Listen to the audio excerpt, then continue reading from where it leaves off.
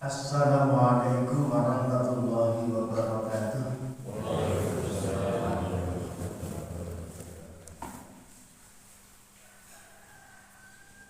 Bismillahirrahmanirrahim. Alhamdulillahirabbil alamin. Alhamdulillahilladzi arsala rasulahu bil huda wa dinil haqq liyudhhirahu 'ala dini kullihi wa kafa billahi shahida. Asyhadu an la ilaha illallah wahdahu la syarika lah wa asyhadu anna Muhammadan 'abduhu wa rasuluhu la nabiyya ba'dahu. Allahumma shalli wa sallim wa barik ala Muhammad wa ala alihi wa sahbihi ajma'in, amma ba'd. Jamaah salat subuh rahimakumullah. Monggo taklim mengenai menika kita perwakani kanthi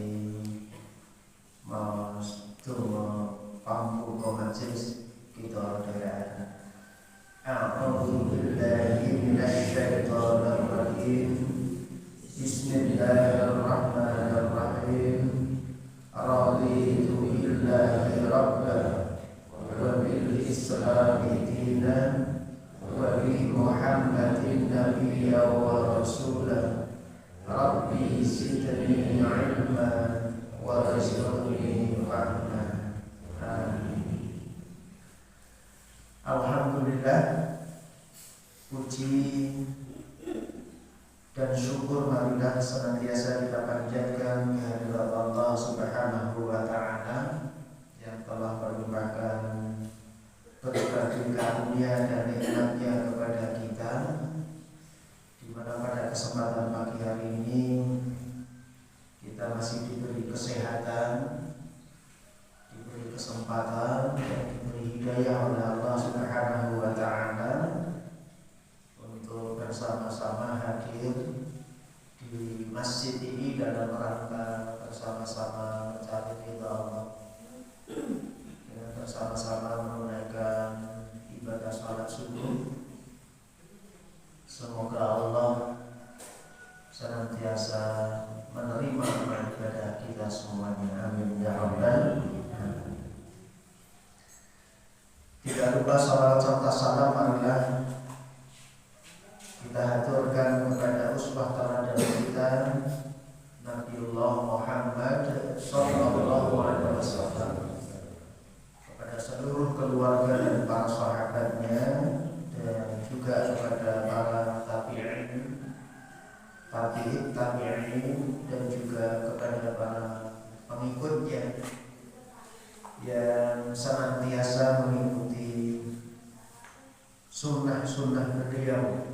Semoga termasuk kita yang hadir pada kesempatan pagi hari ini. Amin ya rabbal alamin. Bapak Ibu jamaah salat subuh rahimakumullah, pada kesempatan pagi hari ini kita akan membahas bersama-sama terkait dengan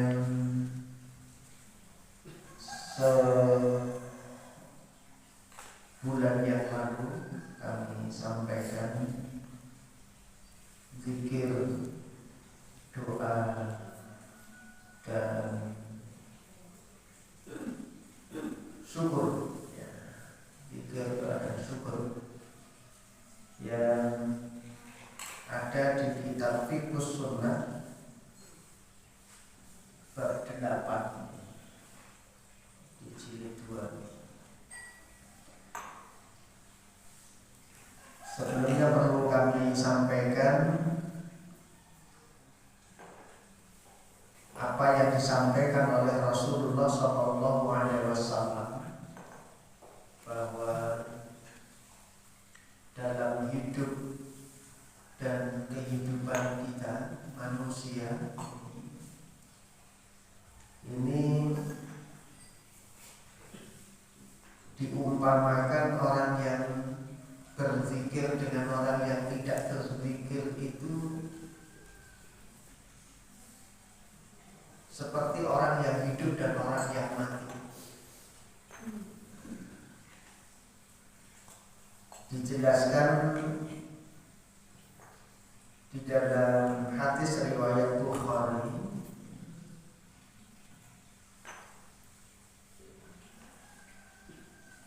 Nomor 208.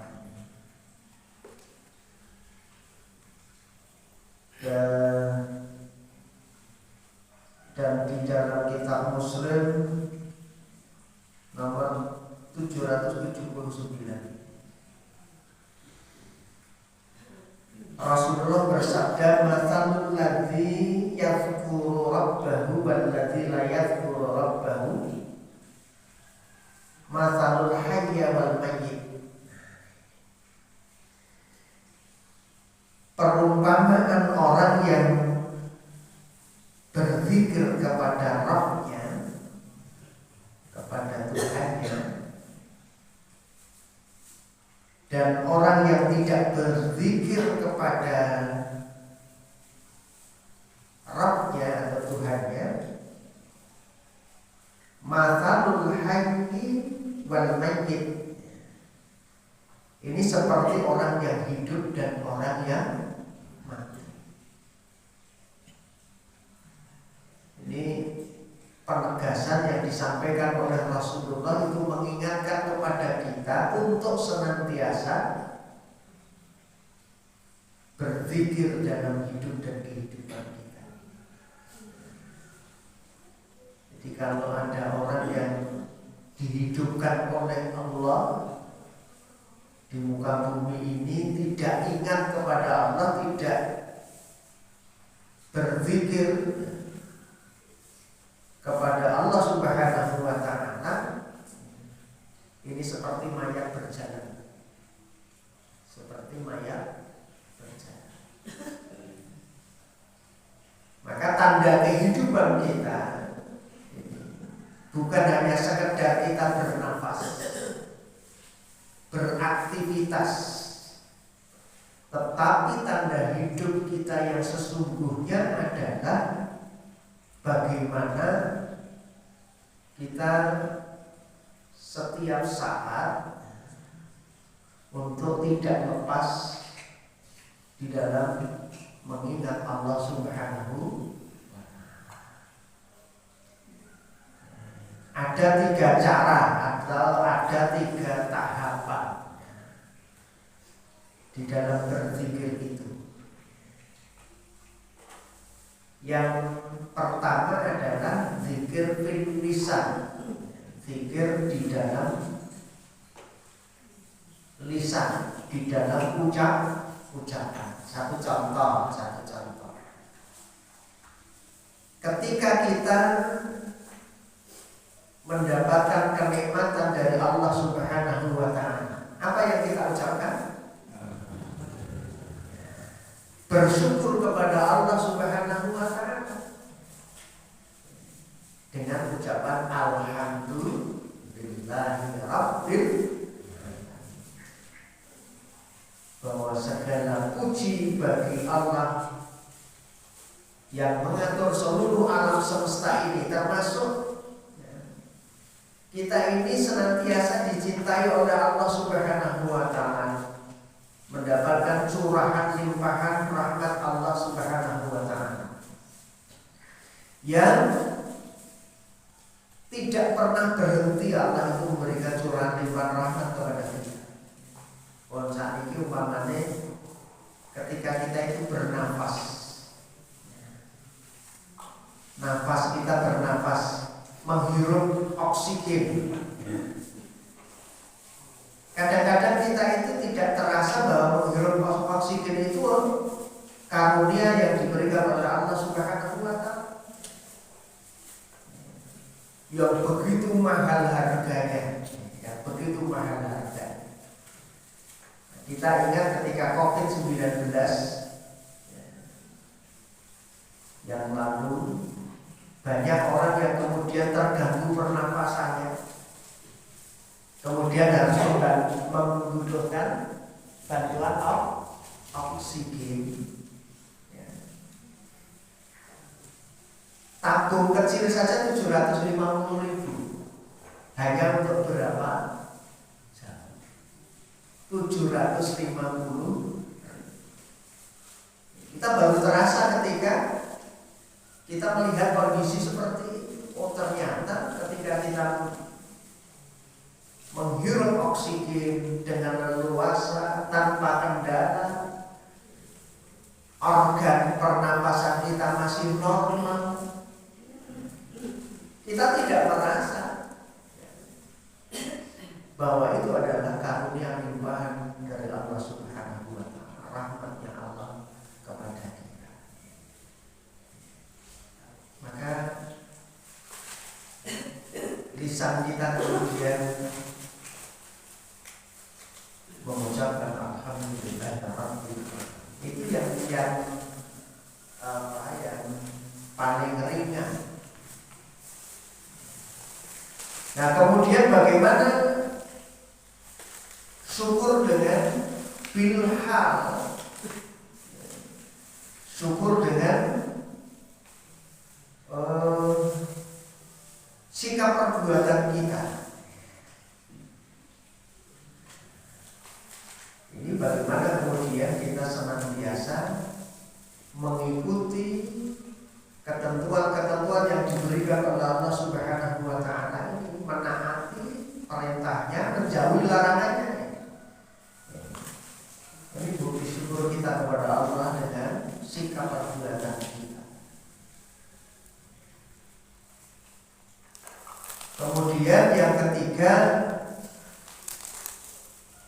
syukur fil qalb, syukur di dalam hati. Ini tiga-tiganya ini merupakan satu bentuk syukur kita kepada Allah Subhanahu wa Ta'ala. Tapi kadang-kadang orang itu banyak yang hanya mengucapkan sampai di lisan, tidak sampai kepada amal perbuatan. Bahkan hatinya pun juga tidak berpikir kepada Allah Subhanahu wa Ta'ala.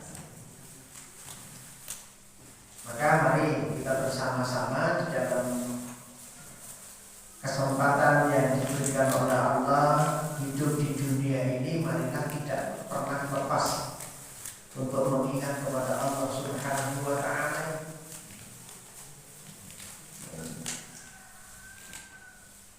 Allah senantiasa memerintahkan kepada kita, surat Al-Baqarah ayat 152 itu, fadhkuruni azkurkum washkuruni wala takfurun. Ayatnya pendek. Fadhkuruni azkurkum washkuruni wala takfurun. Fadhkuruni, maka ingatlah kamu kepadaku. Kita diperintahkan oleh Allah untuk mengingat Allah Subhanahu wa Ta'ala, berzikir kepada Allah. Dengan kita berzikir kepada Allah itu, azkurkum, Allah senantiasa akan mengingat kepada kita. Niscaya aku akan mengingat kepadamu. Washkuruni, dan bersyukurlah kepadaku. Wala takfurun, dan janganlah kamu sekalian itu kufur kepadaku. Ada perintah untuk berzikir, perintah untuk syukur, dan ada larangan untuk kufur kepada Allah Subhanahu wa Ta'ala, kufur kepada nikmat Allah dalam hidup dan kehidupan kita ini. Ini perintah zikir itu di ayat Al-Quran begitu banyak.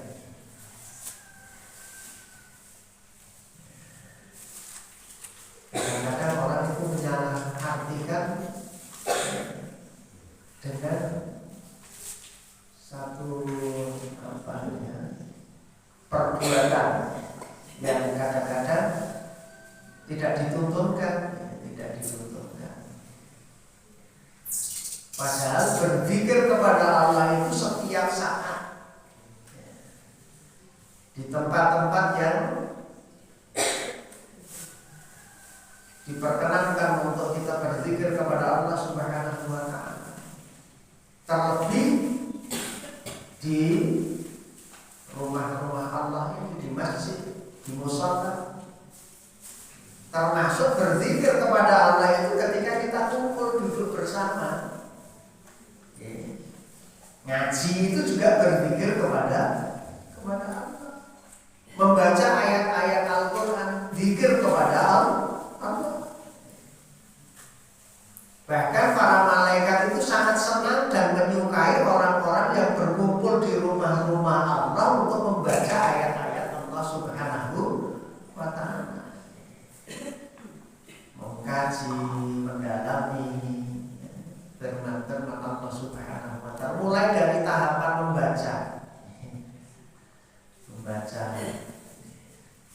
membaca Al-Quran di rumah-rumah Allah secara bersama-sama. Ini maka malaikat itu akan turun mengelilingi orang-orang yang sedang membaca Al-Quran itu dan memohonkan ampun kepada Allah Subhanahu wa ta'ala, memohonkan rahmat Allah Subhanahu wa ta'ala. Ini. Maka termasuk kita ngaji pada kesempatan-kesempatan seperti ini adalah dalam rangka berzikir kepada Allah Subhanahu wa ta'ala. Tapi kadang-kadang orang kemudian zikir itu menek dalam tunggang tangga nih. Ada peristiwa-peristiwa tertentu, kemudian orang mengatakan zikiran, tunggang tahlilan dan sebagainya. Betul, ucapan tahlil di situ baca subhanallah, la ilaha illallah, baca ayat-ayat Allah. Tapi kemudian ketika itu dikaitkan dengan satu peristiwa tertentu yang di situ memang tidak dituntunkan itu, ya, kalau kami sudah tidak mengamini. Artinya ketika diminta untuk datang kemudian baca ayat-ayat seperti itu, berarti satu perbuatan yang tidak dibutuhkan. Ucapan zikir, tetapi kemudian ketika dikaitkan dengan peristiwa tertentu, nanti diminta untuk tahlilan sebanyak sekian hari dan sebagainya. Ini tidak ada tuntunannya seperti itu. Nah, zikir yang paling agung adalah dengan sholat.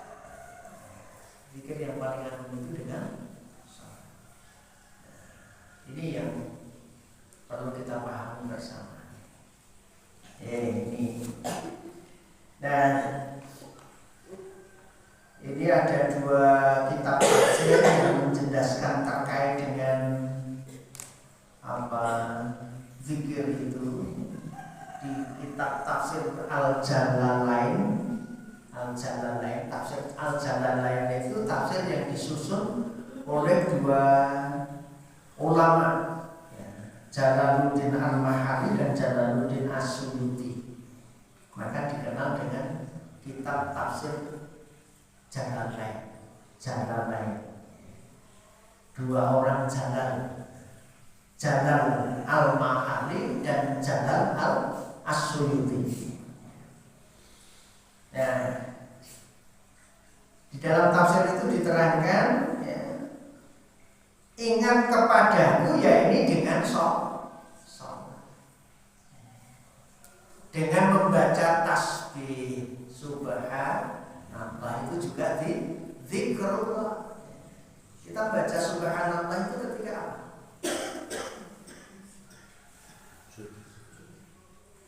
Ya, ketika sujud subhanallah wa bihamdihi, atau subhanakallahumma rabbana wa bihamdika Allahumma, atau di luar sholat.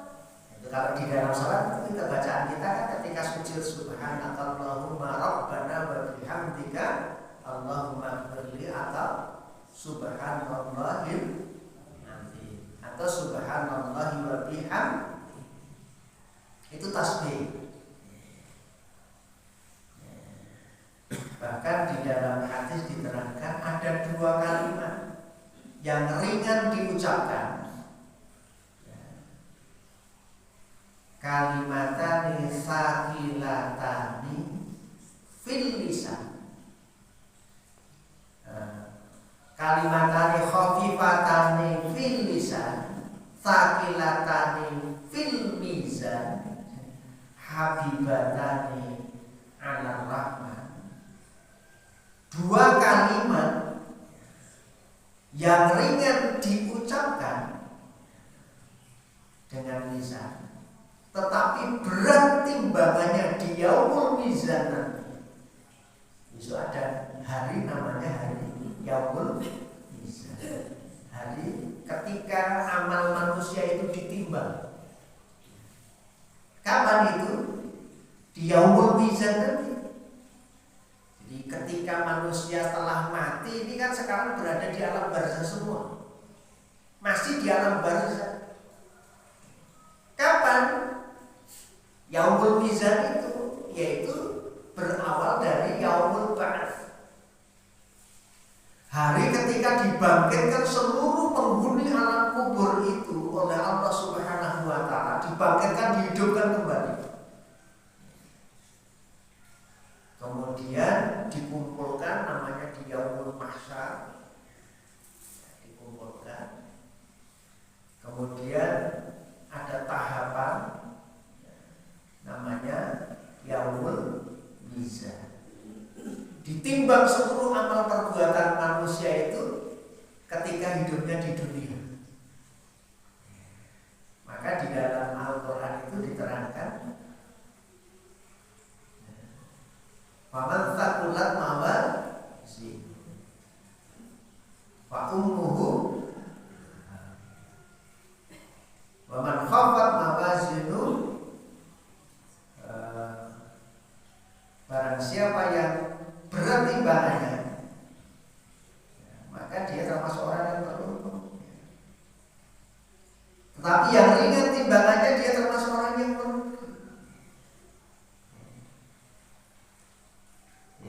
Ditimbang di yaumul mizan. Nah, ada dua kalimat yang diucapkan itu ringan di dalam lisan kita itu, tapi nanti berat timbangannya di yaumul mizan itu, dan sangat disukai oleh Allah. Ini sing dolani hanya dengan ucapan dua kalimat, subhanallahi wa bihamdihi. Subhanallahil azim, subhanallahi wa bihamdihi, subhanallahil azim, subhanallahi wa bihamdihi, subhanallahil azim. Sayangnya itu diucapkan hanya kalau pas tahlilan. Sayangnya itu. Ya. Di luar itu dia tidak mengucapkan itu. Subhanallahil azim, subhanallahi wa bihamdihi, subhanallahil azim. Maknanya maha suci Allah. Dan dengan memuji, ya, artinya kita senantiasa memuji kepada Allah dengan ucapan tahmid, alhamdulillah. Dalam setiap kondisi apapun kita masih mengucapkan syukur kepada Allah. Jadi alhamdulillah itu bukti rasa syukur kita kepada Allah secara lisan. Subhanallahil azim, maha suci Allah yang maha agung. Al-azim itu maha agung. Nah, kalau di dalam sholat kita baca sholatnya mengucapkan apa? Membaca subhanallah berapa? Tuntunannya adalah 33 kali. Mau pakai tasbih alat boleh, itu cara saja. Tapi tidak menggunakan tasbih yang penting 33 kali juga bisa. Jadi kalau itu pakai apa? Nah ini kan ada ruas-ruas tadi. 1, 2, 3, 4. Ya ini 4 berarti 16 tuh. Diulang lagi. Ini kalau 2 kali kan 1, 2, 3, 4 kali 4 16. Kali 2 32. Tambah 1 lagi 33. Subhanallah, subhanallah, subhanallah, subhanallah. Dulu ketika kami kecil itu, ketika ada orang mengucapkan subhanallah itu, kedengarannya itu subhanallah, subhanallah, subhanallah, subhanallah, subhanallah, subhanallah, subhanallah. Saking cepetnya gitu. Padahal harusnya subhanallah, subhanallah, subhanallah, subhanallah, subhanallah. Sambil diresapi maknanya. Maha suci Allah, Maha suci Allah, Maha suci Allah. Maknanya kan seperti itu. Artinya Allah itu suci dari segala kekurangan. Allah Maha segala. Subhanallah. Itu 33 kali. Kemudian baca Alhamdulillah 33 kali. Membaca Allahu Akbar 33 kali. Kemudian ditutup dengan La ilaha illallah wahdahu la syarika lahul mulku wa lahul hamdu wa huwa ala kulli syai'in. Atau cukup ditutup dengan la ilaha illallah. Tiada Tuhan selain. Itu ketika sholat, tetapi tidak di dalam sholat. Setelah sholat. Jadi setelah sholat itu zikir kita ada yang dituntunkan itu zikir. Itu pertama mengucapkan istighfar. Setelah mengucapkan istighfar, kemudian membaca Allahumma antas salam wa minkas salam tabarakta ya dzal jalali wal ikram. Kemudian mengucapkan subhanallah, subhanallah, subhanallah. Bahkan orang-orang saleh ya, itu ahli sufi, orang-orang yang ingin senantiasa berzikir kepada Allah Subhanahu wa taala itu, dimanapun juga dia itu senantiasa mengucapkan itu. Subhanallah, subhanallah, subhanallah. Itu dengan tasbih. Kadang-kadang kalau di Indonesia ini imam masjid Istiqlal yang sering isi di televisi ini senantiasa di dalam setiap kesempatan itu membawa tasbih kecil itu, membaca berzikir kepada Allah Subhanahu wa taala. Dan dia zikirnya itu sudah ada tuntunannya. Zikirnya tidak keras-keras. Kadang-kadang ini kan mengucapkan zikir itu terlalu keras, bahkan mengganggu orang yang sedang beribadah. Mestinya di dalam berzikir itu tadarruan wa khufyatan, dengan penuh kerendahan. Karena yang kita seru itu bukan orang-orang yang kulit, tapi maha mendengar.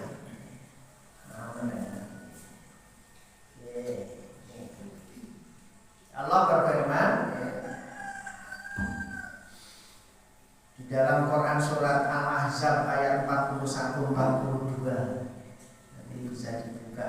Wahai orang-orang beriman, ingatlah kepada Allah dengan mengingat Allah sebanyak-banyaknya. Ya ayyuhalladzina amanu dzkurullaha dzikran katsiran. Dan bertasbihlah kepadanya pada waktu dan pagi dan petang. Kalau ada yang membawa Quran itu bisa dibuka. Ya ayyuhalladzina amanu dzkurullaha dzikran katsiran wa yusabbihu bukratan wa asila.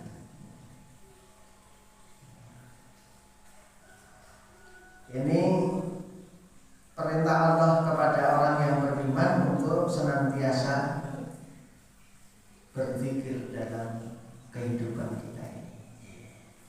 Maka ada ulama yang kemudian mengamalkan ayat ini dengan cara itu, kemana-mana membawa.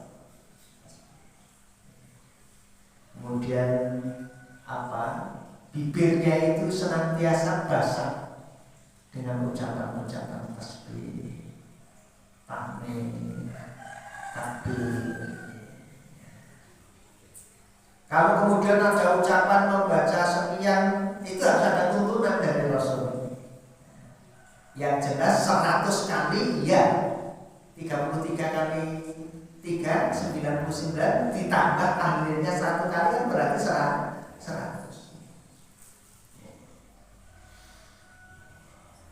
Nah, ini di kitab Jalalain dikatakan seperti itu. Dengan cara kita berzikir seperti itu, kita akan senantiasa mendapatkan satu balasan dari Allah Subhanahu wa Ta'ala, akan senantiasa diingat oleh Allah. Ada yang mengatakan juga, niscaya aku akan membalas amalanmu. Nah, di dalam sebuah hadis qudsi diketengahkan firman Allah, barang siapa yang mengingatku dalam dirinya, niscaya aku akan ingat pula di dalam diriku. Dan barang siapa yang mengingatku di hadapan khalayak ramai, maka aku akan mengingatnya di hadapan khalayak yang lebih baik. Yaitu Allah akan senantiasa mengingat orang yang senantiasa berzikir itu di kalangan para malaikat. Ini. Jadi fadhkuruni azkurkum. Penjelasan fadhkuruni azkurkum menurut keterangan di kitab Jalalain diterangkan seperti itu. Ketika kita mengingat kepada Allah di kala sendirian, Allah akan mengingatnya. Dan juga ketika kita mengingat Allah di dalam keramaian, Allah akan senantiasa mengingat kita di dalam keramaian yang lebih baik, yaitu di keramaian malaikat, di kumpulan para malaikat. Maka barang siapa yang kemudian berkumpul di satu majelis, kemudian berzikir kepada Allah, apakah itu membaca subhanallah, alhamdulillah, Allahu akbar, atau dengan cara membaca ayat-ayat Al-Quran, itu juga berzikir kepada Allah, atau dengan taklim itu juga berzikir kepada Allah, mengingat akan tuntunan firman Allah Subhanahu wa Ta'ala, maka para malaikat itu kan berkumpul dan akan disebut di kalangan para malaikat itu. Kemudian di dalam kitab tafsir Ibnu Katsir juga diterangkan ya, mengingat kepada Allah ini diterangkan di kitab Ibnu Katsir, ingatnya manusia dengan ingatnya Allah kepada manusia itu lebih banyak ingatnya Allah kepada manusia. Ingat akan kebutuhan kita. Coba Allah, kita butuh hidup, bernapas tapi tidak pernah Allah itu kemudian sedetik pun menghentikan, kecuali ketika Allah sudah menghendaki kita menghadap kepada. Maka tadi saya sampaikan, ketika COVID-19 itu orang bingung mencari oksigen, walaupun 750.000 dibayar, bahkan ada yang 1 juta lebih itu dibayar. Hanya karena terganggu pernapasannya, ingin bantuan oksigen agar pernapasannya menjadi lancar.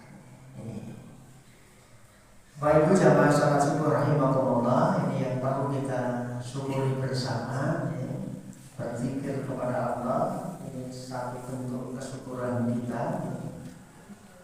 Dan manfaat daripada zikir kepada Allah itu paling tidak ada beberapa hal yang perlu kami sampaikan di sini.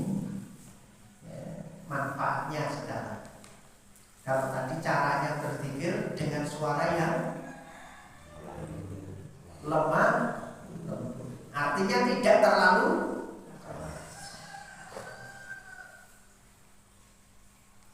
ini. Yang pertama, manfaat dari zikir itu akan menenteramkan hati kita. Alladzina amanu wa tatma'innu qulubuhum bi dzikrillah. Ala bi dzikrillah tatma'innul qulub. Orang-orang yang beriman dan hati mereka menjadi tenteram dengan mengingat Allah. Ingatlah, hanya dengan mengingat Allah hati menjadi tenteram. Kita ingat kepada Allah, ingat akan rahmat Allah. Nuwun sewu nek do awake dhewe lara niku nuwun sewu, ya. Ini juga kita ingat, itu peringatan Allah. Tapi kita masih bisa tetap bersyukur. Ana sing luwih lara tinimbang laraku iki, kan hanya begitu. Maka untuk bisa bersyukur, ketika kita dalam kondisi sakit pun kita melihat orang yang di bawah yang lebih parah sakitnya daripada kita. Kalau kemudian kita dirawat di rumah sakit misalkan, butuhkan biaya, ada yang lebih biayanya lebih. Ada orang yang disiram air keras itu berapa tahun dia di rumah sakit? Bukan berapa bulan, berapa tahun, 7 tahun di rumah sakit. Hanya untuk memperbaiki wajah. Kasus di Surabaya yang disiram KDRT, kekerasan dalam rumah tangga, disiram air keras oleh suaminya, wajahnya rusak. Kemarin siang ditayangkan di KPND. Itu saya lulus dokter di kasus KDRT, di operasi, dan itu menjadi kasus pertama di Indonesia. Dia 7 tahun di rumah sakit.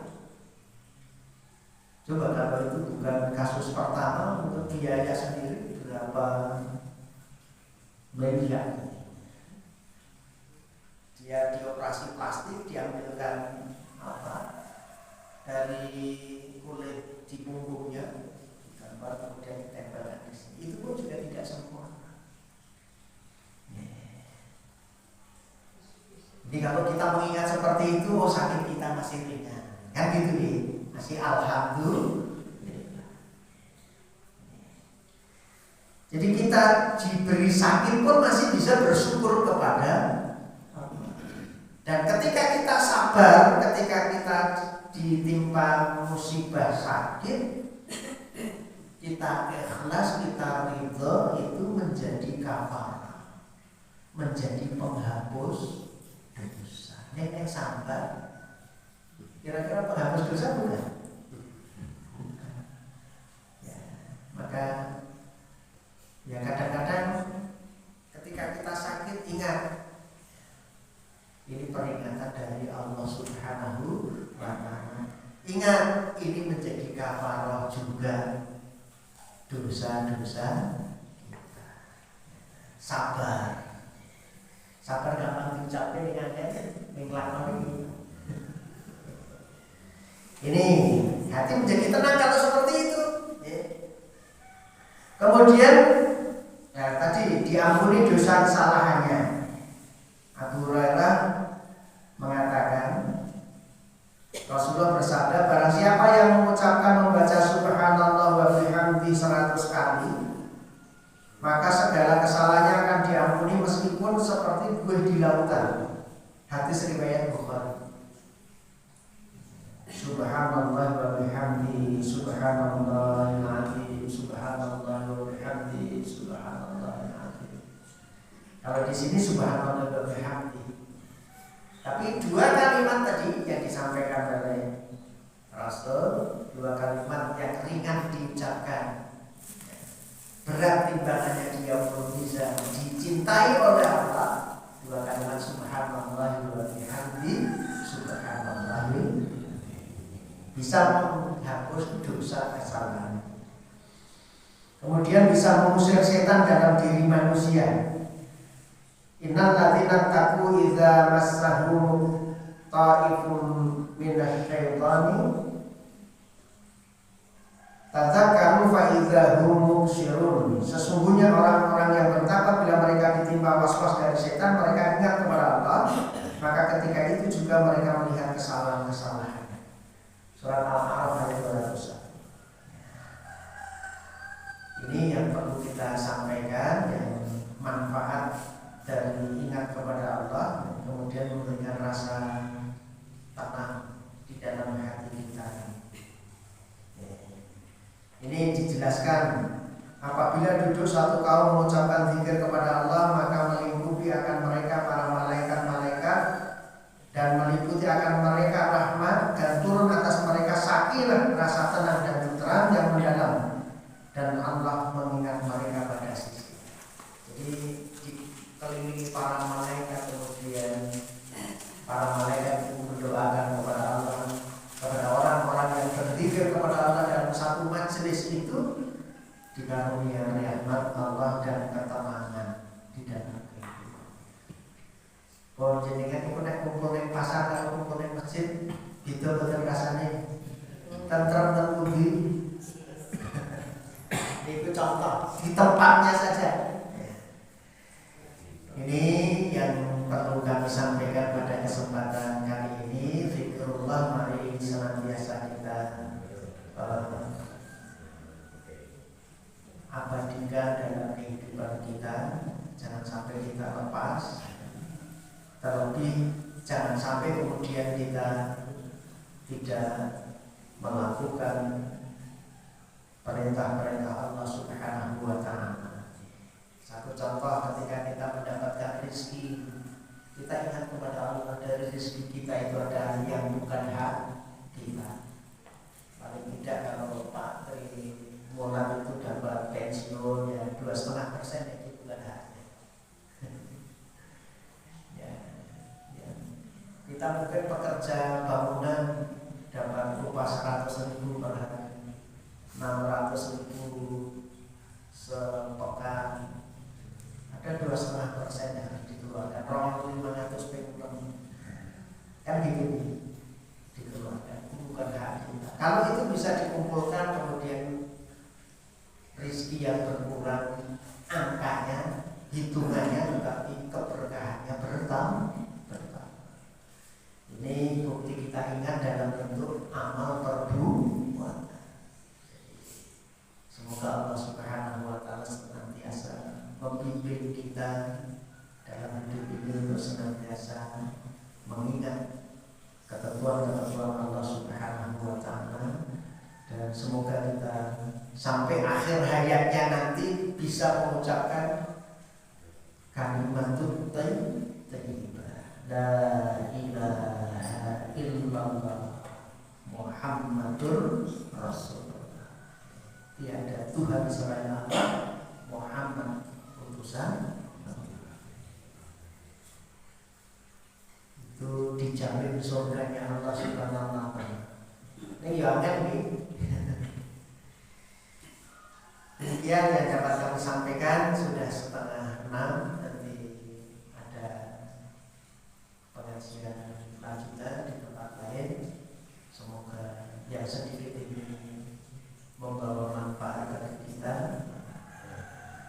Sama kita lanjutkan di kesempatan yang akan datang.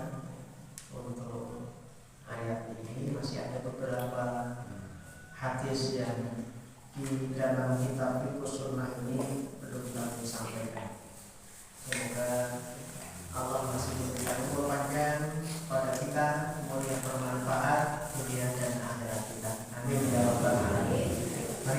akhiri dengan doa kepada majelis. Subhanallahumma wa bihamdika asyhadu an la ilaha illa anta astaghfiruka wa atubu ilaik. Alhamdulillahirabbil alamin. Assalamualaikum